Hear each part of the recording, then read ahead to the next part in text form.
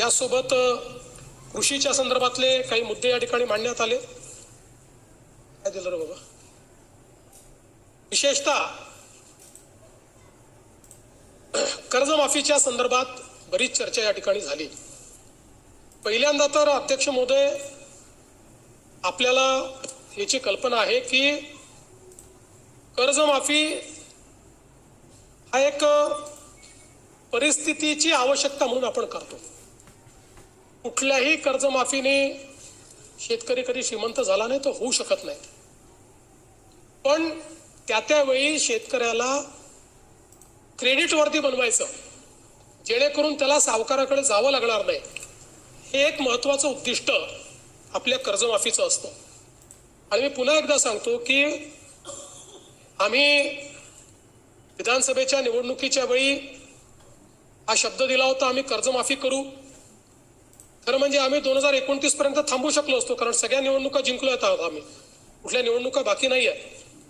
पण आम्ही तसं केलं नाही.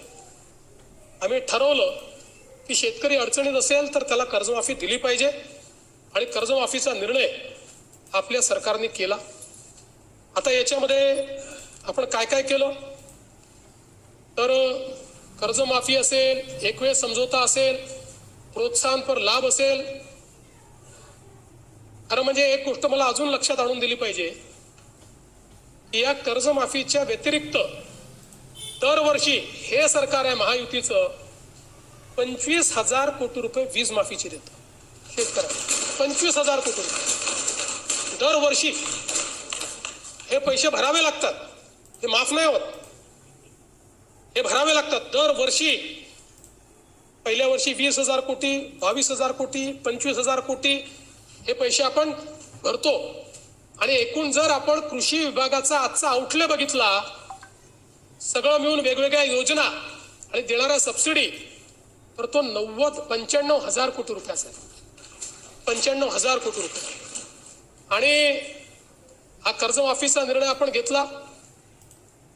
आपण राष्ट्रीयकृत बँका, व्यापारी बँका, खाजगी बँका, जिल्हा मध्यवर्ती सहकारी बँक सगळ्यांची बैठक घेतली आणि या ठिकाणी त्याच्या आधारावर सगळा डेटा घेतला. आणि त्यानंतर मिळालेल्या माहितीच्या आधारावर पुण्यश्लोक अहिल्यादेवी होळकर शेतकरी कर्जमुक्ती योजना आपण तयार केली. आता असं देखील म्हणण्यात आलं की 12-13 हजार कोटीचाच लाभ मिळेल आणि 36 लाख शेतकऱ्यांवर अन्याय होईल. विधान पूर्णपणे चुकीचं आहे, हे योग्य नाही आहे. खरं तर 56 लाख शेतकऱ्यांना 36,585 कोटीचा लाभ देणारी ऐतिहासिक अशा प्रकारची योजना आहे. आता मी आपल्या लक्षात आणून देतो, आपल्या काळामध्ये महात्मा ज्योतिराव फुले शेतकरी कर्जमुक्ती योजना तयार झाली होती.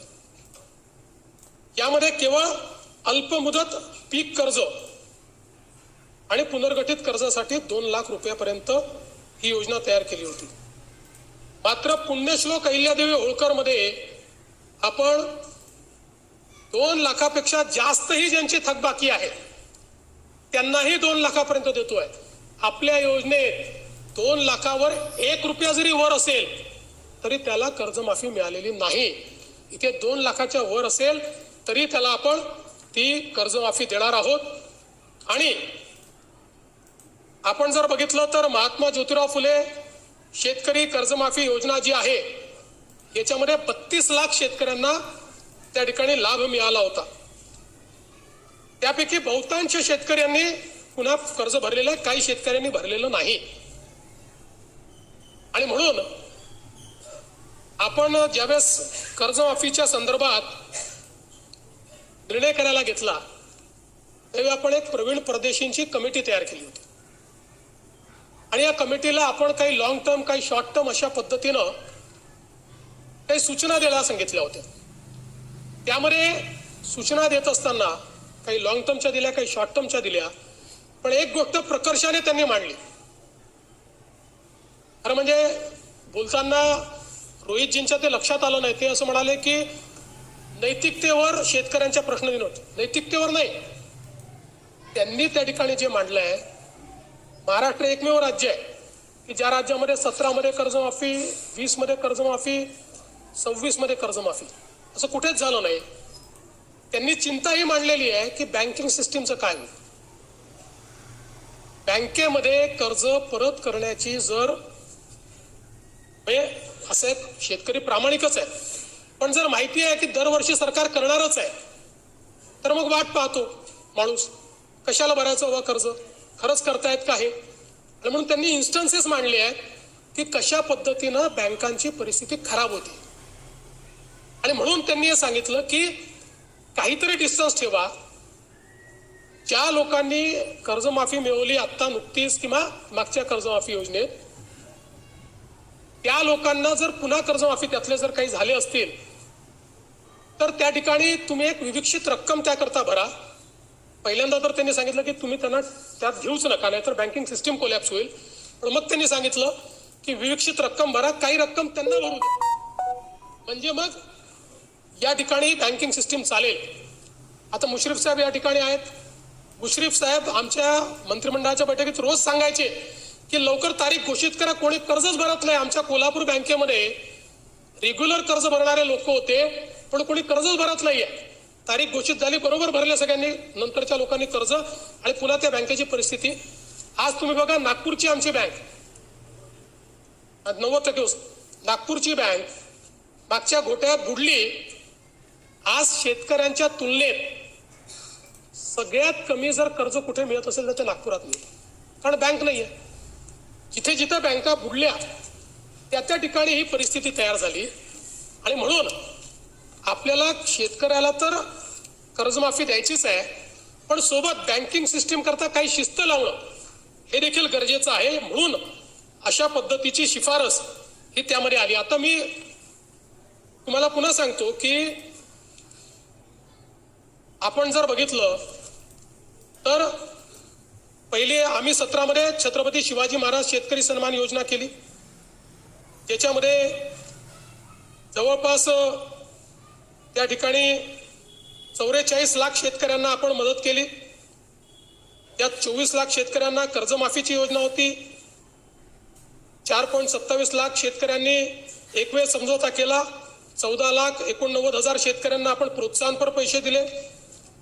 आणि मग जेव्हा महात्मा ज्योतिराव फुले शेतकरी कर्जमुक्ती योजना आली, त्यावेळी रोहित पवारजी, आपली माहिती चुकीची आहे, 2017च्या योजनेमध्ये लाभ मिळालेल्या, म्हणजे छत्रपती शिवाजी महाराज योजनेत लाभ मिळालेल्या शेतकऱ्यांना 2019च्या कर्जमाफी योजनेतनं वगळण्यात आलं, देण्यात नाही आलं, हे वगळण्यात आलं. त्यामुळे या ठिकाणी 17ला लाभ मिळालेल्या शेतकऱ्यांना महात्मा ज्योतिराव फुले कर्जमुक्ती योजनेत लाभ मिळालेला नाही, त्यांना वगळलेला आहे. म्हणून आपल्याला मिळालेली माहिती वस्तुस्थिती दर्शक नाही आहे. एवढंच नाही, 2008 साली देशामध्ये कर्जमाफी झाली, त्यानंतर 9 मध्ये आपण आणली महाराष्ट्रामध्ये, 8 नंतर. आता 9 मध्ये देखील आपण ज्यावेळेस आणली त्यावेळेस 8च्या माफीमध्ये जे समाविष्ट होते त्यांना आपण वगळलं आणि इतरांना आपण 20,000पर्यंत त्या ठिकाणी मदत केली. मर्यादा जी होती ती 20,000ची मर्यादा होती.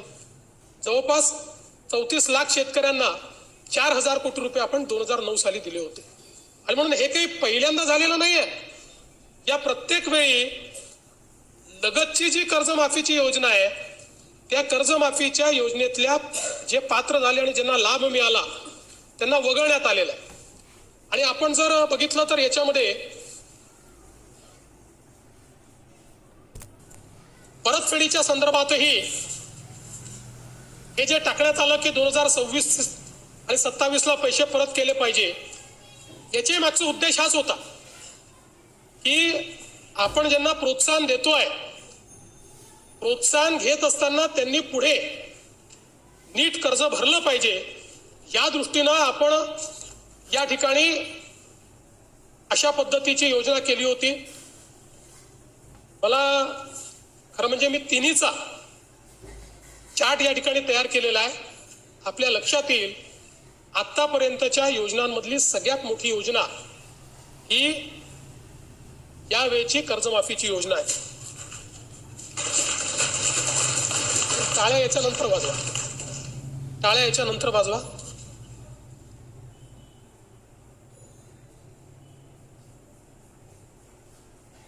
सातत्याने या संदर्भात अटी शर्ती आहे तशी मागणी होत होती. आज जवळपास आमच्या रणधीर सावरकरांच्या नेतृत्वात महायुतीचे सर्व आमदार मला भेटले आणि त्यांनी सगळ्यांनी मागणी केली की ही 50,000ची अट तुम्ही काढून टाका. त्यावेळी त्यांनाही मी आकडेवारी दाखवली. मी त्यांना सांगितलं की अट काढल्याने आमच्यावर 3-4 हजार कोटीचा भुर्दंड येईल. फार येईल असं नाही, 4,000 कोटीचा येईल, 5,000 कोटीचा येईल.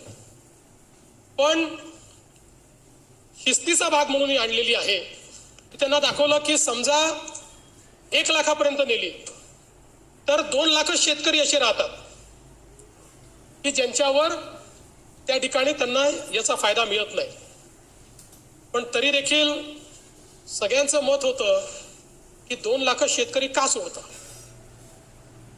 केवळ त्याच्याकरता शेतकऱ्यांमध्ये अशी भावना होईल की कोणाला ठेवलं आणि कोणाला वगळलं.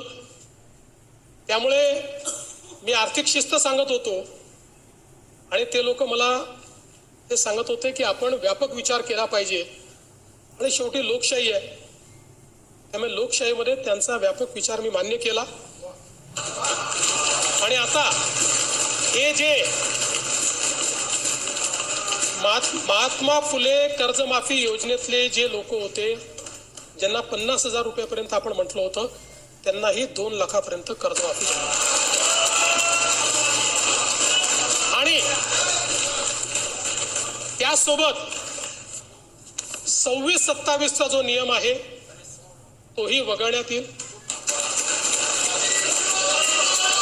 आता आपल्याकडे तर सगळं आहेच. 26 मध्ये कोणी कोणी पैसे भरले आहेत. जसं यांनी सांगितलं 95% लोकांनी पैसे भरले. त्यामुळे आता त्याच्या आधीच्या 3 वर्षातले कुठलेही 2 वर्ष ज्यांनी रेग्युलर भरलेले आहेत ते सगळे लोक याकरता पात्र होतील. पुन्हा सांगतो, पहिल्यांदा राज्य सरकारने हा निर्णय घेतलाय. यापूर्वी कधीही असा निर्णय झालेला नाही.